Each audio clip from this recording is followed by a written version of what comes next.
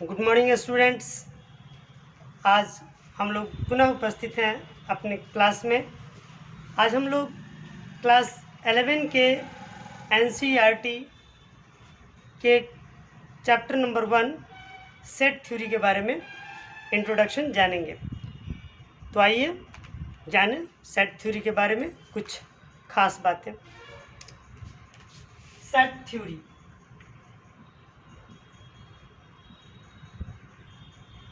Set theory को हम लोग हिंदी में समुच्चय सिद्धांत के नाम से जानते हैं।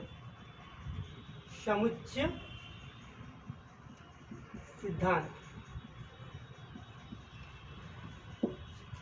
सेट थ्योरी या समुच्चय सिद्धांत मैथमेटिक्स के लॉजिक से संबंधित एक ब्रांच है, एक शाखा है, जिसमें हम लोग सेट का अध्ययन करते हैं। तो हम इसे निम्न प्रकार डिफाइन कर सकते हैं। Set theory is a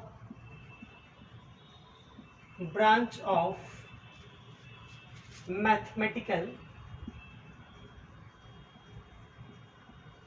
logic in which we study about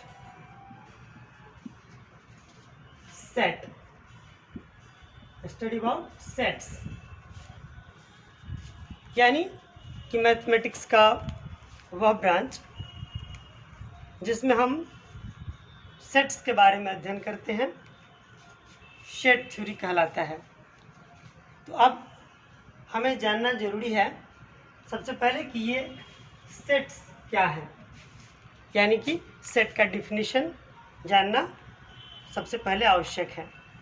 तो आइए हम जानें सेट क्या है। सेट वस्तुओं के सुपरिभाषित संग्रह को कहा जाता है। A set is a well-defined collection of objects. A set is a well-defined collection of objects. यानी कि चलिए इसकी डिफिनेशन को हम लिख लें। और सेट is a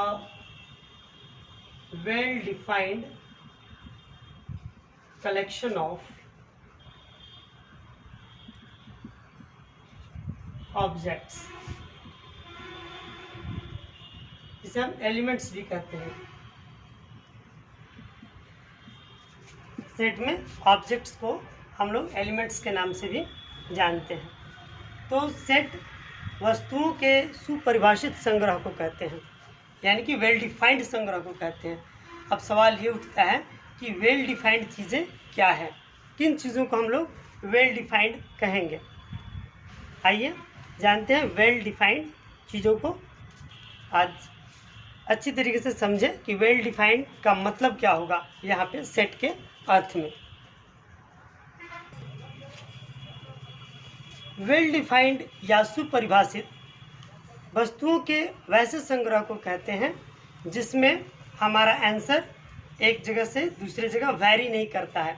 अर्थात यदि हमारा आंसर हर बार एक ही आए, जो हम कलेक्शन लिए हैं, जिन चीज़ों का कलेक्शन लिए हैं, अगर हर व्यक्ति से पूछा जाए, किसी भी आदमी से पूछा जाए और सभी लोग उस कलेक्ट किए गए वस्तु को ही अपना आंसर के रूप में बताएं, तो उसे हम वेल डिफाइंड कहेंगे। अन्यथा यदि आंसर वैरी कर रहा है, चीज़ें बदल रही हैं, तो वो वेल डिफाइंड के अंतर्गत नहीं आएगा।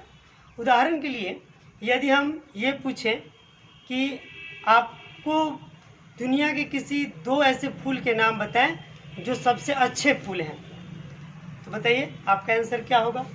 कुछ लोग कहेंगे कमल और गुलाब। मान लिया जाए कि स्टूडेंट ए ने कहा कि कमल और गुलाब दुनिया के सबसे अच्छे फूल के अंतर्गत आते हैं। अब ये आंसर बी के लिए कुछ और हो सकता है। मान लिया जाए कि बी ने कहा कि नहीं, चमेली और गेंदा, ये जो 2 फूल हैं वो सबसे अच्छे फूल हैं। हो सकता है कि किसी तीसरे आदमी से अगर पूछा जाए तो उसका आंसर कोई तीसरा हो। इस प्रकार हम ये देखते हैं कि यहाँ पे हर व्यक्ति के लिए आंसर अलग अलग आ रहा है, तो इसे हम सेट के अंतर्गत नहीं रख सकते। It is not a set, it is not a set, यह सेट नहीं है। तो सेट है क्या, वेल डिफाइंड क्या है, अब इसे हम जानेंगे इसके बाद। अब यदि किसी व्यक्ति से पूछा जाए कि आप ये बताएं कि वर्ष में कौन कौन से महीने होते हैं, कितने महीने होते हैं, तो चाहे ए का जवाब हो चाहे बी का जवाब, ए भी वर्ष में महीनों की संख्या 12 ही बताएगा और बी भी वर्ष में महीनों की संख्या 12 ही बताएगा। ऐसा नहीं है कि ए के यहाँ 12 महीने का एक वर्ष होता है और बी के यहाँ 8 महीने का होता है, ऐसा नहीं हो सकता। ए के लिए भी वर्ष में 12 ही महीने हैं, बी के लिए भी हैं और सब के लिए हैं। यदि सबका आंसर एक हो जाए तो उसे हम सेट कहेंगे। तो यहाँ पे अगर कहा जाए कि वर्ष में महीनों का संग्रह सेट है या नहीं, तो निश्चित तौर से यह एक सेट है, क्योंकि यह वेल डिफाइंड है। तो वैसी चीज़ें जिसमें आंसर वैरी नहीं कर रही है, आंसर अलग अलग नहीं आ रहे हैं, एक ही आंसर आ रहा है सभी व्यक्तियों का, तो वैसी चीज़ें क्या है, सेट है। तो इसे हम कहेंगे कि वर्ष में महीनों का संग्रह एक सेट का उदाहरण है। तो अभी हम लोगों ने देखा कि वैसी चीज़ें जो आंसर अलग अलग आए उसे हम सेट के अंतर्गत नहीं रख सकते, लेकिन कुछ ऐसी चीज़ें हैं जिसमें सभी व्यक्ति का आंसर एक ही होगा, सबका कलेक्शन एक ही होगा, तो वैसी चीज़ों को हम सेट कहते हैं। तो इस प्रकार हम पाते हैं set is the well defined collection of, a set is a well defined collection of objects या एलिमेंट्स। सेट क्या है, समुच्चय क्या है, वस्तुओं का एक सुपरिभाषित संग्रह ही सेट कहलाता है। अब एक और चीज़ हमें बहुत ध्यान देने वाली बात है, जो ये है कि सेट में अगर हम कहीं ऑब्जेक्ट लिखते हैं, ऑब्जेक्ट, तो उसे हम एलिमेंट्स भी कह सकते हैं। ऑब्जेक्ट्स का ही दूसरा नाम एलिमेंट्स है, या ये हो सकता है member of set, members of set. ठीक है, तो जैसे कि यहाँ पे मान लें a इज इक्वल टू हुआ है 1 2 3 4, ये है। तो इस 1 2 3 4 को हम लोग समुच्चय ए का अवयव कह सकते हैं, या समुच्चय का ऑब्जेक्ट कह सकते हैं, समुच्चय ए का एलिमेंट्स कह सकते हैं, या मेंबर्स ऑफ सेट ए कह सकते हैं। इस प्रकार हम पाते हैं कि किसी समुच्चय के सभी सदस्यों को हम ऑब्जेक्ट कहेंगे, एलिमेंट्स कहेंगे, मेंबर्स कहेंगे, अवयव कहेंगे, सदस्य कहेंगे, कुछ भी। इन सभी शब्दों में से जो शब्द आपको अच्छा लगे आप यूज कर सकते हो, ये अलग अलग नहीं है। यानी कि किसी सेट के सभी सदस्यों को हम इन सभी वर्ड्स में से किसी एक वर्ड्स का यूज कर सकते हैं। सेट थ्योरी का विकास जर्मनी के मैथमेटिशियन जॉर्ज कैंटर के द्वारा किया गया था। उन्होंने बताया सबसे पहले दुनिया को कि मैथमेटिक्स में तर्क के एक विशेष ब्रांच को हम सेट थ्योरी के रूप में विकसित कर सकते हैं, और उन्हीं के द्वारा सेट थ्योरी का विकास किया गया था। अब हम देखेंगे कि सेट को हम किस प्रकार से रिप्रेजेंट कर सकते हैं। तो हम किसी भी सेट को अंग्रेजी के कैपिटल लेटर्स में, यानी कि बड़े अक्षर में लिखते हैं। जैसे हम लिखें कि set is denoted by capital letters. Example के तौर पे हम ले सकते हैं ए बी सी, कुछ भी। जैसे ए इज इक्वल टू 1 2 3 कुछ हो सकता है, B is equal to ABC कुछ ऐसा हो सकता है। तो यहाँ पे सेट को जब भी हम व्यक्त करेंगे तो वो अंग्रेजी का कैपिटल लेटर होगा। कैपिटल लेटर से ही सेट को हम व्यक्त करते हैं। और सेट को अब हम सीखेंगे सेट को रिप्रेजेंट करने की कितनी विधियां हैं, सेट को हम कितने तरीके से रिप्रेजेंट कर सकते हैं। सेट को हम दो विधियों से रिप्रेजेंट कर सकते हैं, जिसे हम क्रमशः सेट बिल्डर फॉर्म और रोस्टर फॉर्म या टेबुलर फॉर्म के नाम से जानते हैं।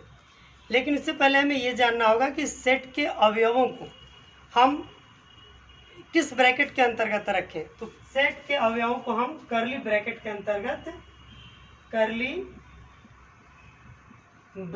अंतर्गत ही लिखते हैं।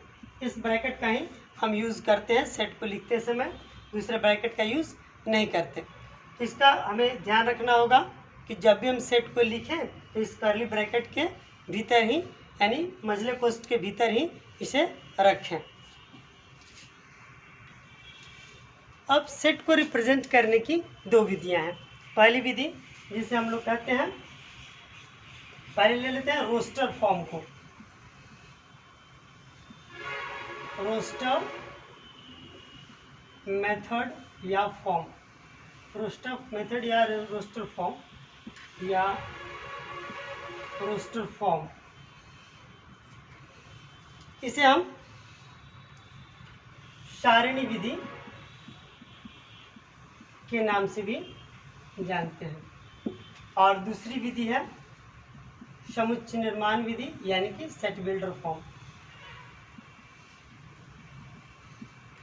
सेट बिल्डर फॉर्म, हिंदी में समुच्चय निर्माण विधि।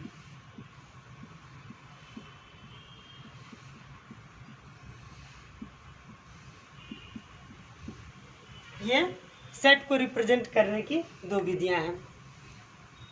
इन दोनों विधियों में क्या अंतर है, आइए इसे हम जानें। सबसे पहले रोस्टर मेथड, या इसे हम सारणी विधि के नाम से भी जानते हैं। इसमें हम किसी भी सेट के अवयव को कॉमा के द्वारा अलग अलग कर देते हैं। जैसे मान लो कि हमने कोई सेट लिखा A, तो इसके जो भी अवयव हैं उसे हम जैसे 1 2 3 ऐसे करके अलग अलग कोमा के द्वारा लिख दिए, तो इसे हम क्या कहेंगे, सारणी विधि या रोस्टर फॉर्म। इसे हम टेबुलर फॉर्म के नाम से भी जानते हैं, जिसमें एक टेबल के भीतर हम लोगों ने इसे लिख दिया, इसके अवयवों को कोमा से अलग अलग कर दिया। लेकिन जब हम इसी सेट को ऐसे न लिख के हम उसके गुणों को लिख दें, तो उसे हम सेट बिल्डर फॉर्म या समुच्चय निर्माण विधि कहते हैं। जैसे अब इसी चीज़ को हम अगर लिखें तो लिखें A = x such that x एक प्राकृत संख्या है, x एक प्राकृत संख्या है जो 4 से छोटी है। A = x such that x is a natural number which is less than 4। तो 4 से छोटी कोई भी नेचुरल नंबर जो होगी वो 1 2 3। तो ये रिप्रेजेंट करने की दो विधियां हैं, दोनों एक ही चीज़ को व्यक्त कर रही है। पहली विधि रोस्टर विधि है और दूसरी विधि समुच्चय निर्माण विधि है, यानी कि सेट बिल्डर फॉर्म है। तो सेट को हम एक ही चीज़ को दो तरीके से व्यक्त कर सकते हैं। आइए एक दूसरा उदाहरण लेते हैं। अगर हम यहाँ लिखें B = AEIOU, तो ये सेट को रिप्रेजेंट करने की कौन सी मेथड हुई, कौन सी विधि हुई? ये सेट को रिप्रेजेंट करने की सारणी विधि हुई या रोस्टर विधि हुई। लेकिन अगर इसी को हम ऐसे लिखें B = x such that x is a vowel, x is a vowel of English alphabet. X क्या है? अंग्रेजी के अल्फाबेट का वॉवेल्स है। तो निश्चित तौर से जो चीज़ ये संदेश दे रहा है वही संदेश इसके द्वारा भी निकल रहा है, लेकिन लिखने की विधि अलग है। तो इसे हम टेबुलर फॉर्म कहेंगे या सारणी विधि कहेंगे, और इसे हम समुच्चय निर्माण विधि या सेट बिल्डर फॉर्म के नाम से जानेंगे।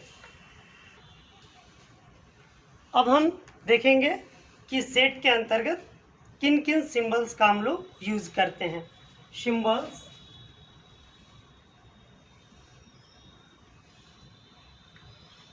Used in set. हम एक एक कर जानकारी प्राप्त करेंगे कि सेट में किन किन सिंबल्स का यूज किया जाता है। सबसे पहला जो सेट में सिंबल यूज किया जाएगा वो है एप्सिलॉन। ये एक ग्रीक शब्द है एप्सिलॉन, लेकिन इसे हम फिजिक्स में एप्सिलॉन पढ़ेंगे या दूसरे जगहों पे एप्सिलॉन पढ़ेंगे, लेकिन यहाँ पे हम लोग बिलोंग्स टू इसको पढ़ेंगे। तो इसको पढ़ने का जो तरीका होगा, ये पहला है जिसे हम पढ़ेंगे बिलोंग्स टू। बिलोंग्स टू या पढ़ेंगे अ member of, is a member of, या इज एन एलिमेंट ऑफ, या सदस्य है, या पढ़ सकते हैं अवयव है। हम इतने तरीकों से इसे पढ़ सकते हैं। उदाहरण के लिए अगर हमने लिखा कि 5 बिलोंग्स टू ए, तो इसे हम कितने तरीकों से पढ़ सकते हैं, आइए देखें। हम इसे पढ़ सकते हैं 5 belongs to A, 5 is a member of set A, 5 is an element of set A, या 5 सदस्य है समुच्चय ए का, 5 अवयव है समुच्चय ए का। लेकिन हम लोग सबसे अधिक जो यूज़ करते हैं वो ये है 5 बिलोंग्स टू ए। आप अपनी सुविधा के अनुसार इसमें से कुछ भी बोलिए, सब चलेगा, लेकिन यहाँ सबसे ज़्यादा हम लोग जो यूज़ करते हैं वो है 5 बिलोंग्स टू ए। लेकिन आप कह सकते हैं इसे 5 is a member of set A, 5 is an element of set A, 5 सदस्य है समुच्चय ए का, 5 अवयव है समुच्चय ए का। अब हम लोग इसके दूसरे सिंबल को जाने। दूसरा सिंबल है नॉट बिलोंग्स टू। इसे हम पढ़ेंगे नॉट बिलोंग्स टू। इसे क्या क्या पढ़ सकते हैं भाई? नॉट बिलोंग्स टू, या is not an element of, या पढ़ सकते हैं is not a member of, या इसे पढ़ सकते हैं अवयव नहीं है,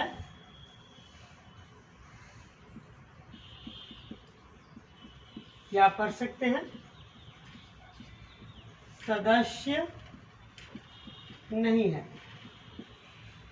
एग्जाम्पल के लिए यदि हमने लिखा कि 5 नॉट बिलोंग्स टू बी, इसे हम कितने रूपों में पढ़ सकते हैं?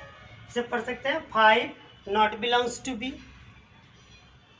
5 is not an element of set B, या 5 अवयव नहीं है समुच्चय ए का, 5 सदस्य नहीं है समुच्चय ए का। तो इतने प्रकार से हम इसे रिप्रेजेंट कर सकते हैं, इसे पढ़ सकते हैं। आइए हम अब इसके तीसरे और अगले सिंबल को जानें। तीसरा सिंबल है सबसेट। इसको हम लोग पढ़ेंगे सबसेट या उपसमुच्चय। उप समुच्चय से सबसेट, या हम उप समुच्चय के नाम से हिंदी में जानते हैं। तो सबसेट को टेक्स्ट बुक के अनुसार सबसेट के लिए ये चिन्ह यूज़ किया गया है, लेकिन अन्य कई बुक्स में सबसेट के लिए इस चिन्ह का भी उपयोग किया गया है। तो इन दोनों में से कोई चिन्ह यूज़ किया जा सकता है। इन दोनों में थोड़ा सा का फ़र्क है, जो हम लोग आगे चैप्टर बनाएंगे तो वहाँ पे हम डिटेल करेंगे कि इन दोनों में क्या फ़र्क है। लेकिन अभी आप ये मान के चलिए कि दोनों एक ही हैं, यानी कि हम ऐसे भी इसे रिप्रेजेंट कर सकते हैं, ऐसे भी रिप्रेजेंट कर सकते हैं सबसेट को, लेकिन टेक्स्ट बुक के अनुसार हम लोग इसका यूज़ करेंगे, टेक्स्ट बुक के अनुसार हम लोग चलेंगे। बाकी दूसरे बुक्स में इस तरीके से भी यूज़ किया गया है और दोनों चलता है, दोनों सही है।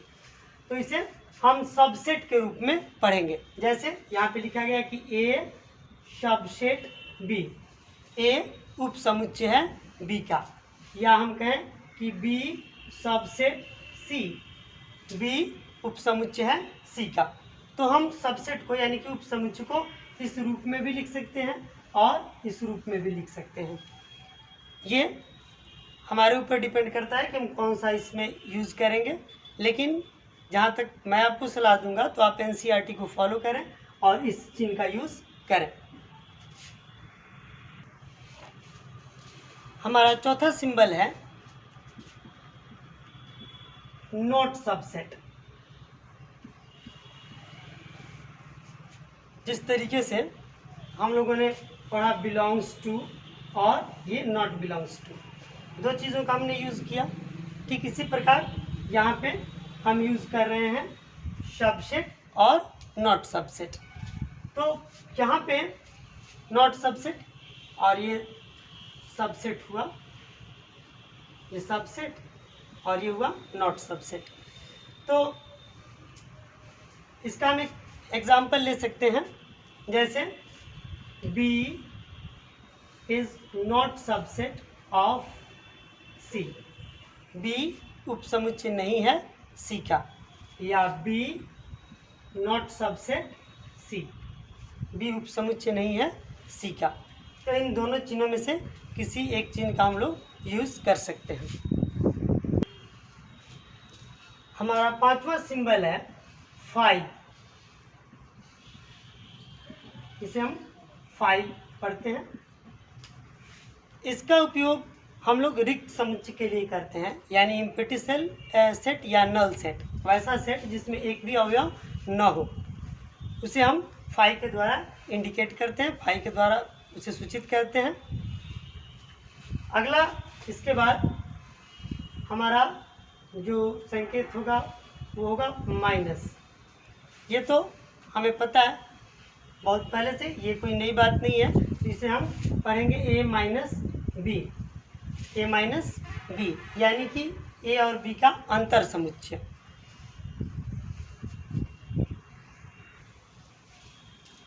सातवां जो सिंबल हम लोग पढ़ेंगे वो होगा यूनियन, इसे हम पढ़ते हैं यूनियन, या हिंदी में इसे कहते हैं सम्मिलन, सम्मिलन।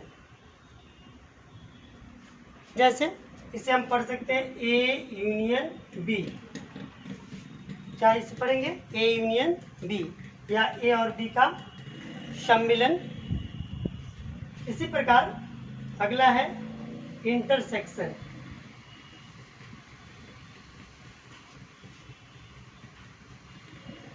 इंटरसेक्शन, इसे हम लोग हिंदी में बोलते हैं सर्वनिष्ठ।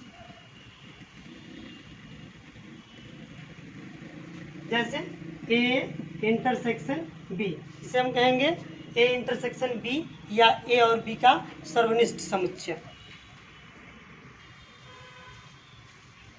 अगला हम लोग पढ़ेंगे कॉम्प्लीमेंट ऑफ सेट ए। अभी तक हमारे कितने संकेत हो चुके हैं?